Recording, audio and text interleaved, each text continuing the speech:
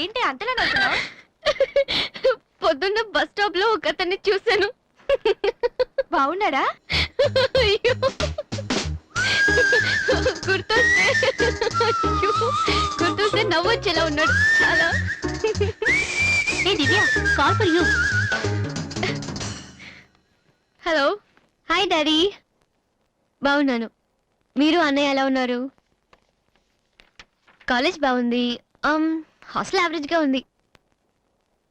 Yes, అలాగే టైంకి phone చేస్తా, రోజు ఫోన్ చేస్తాను. రైట్? Okay daddy, bye.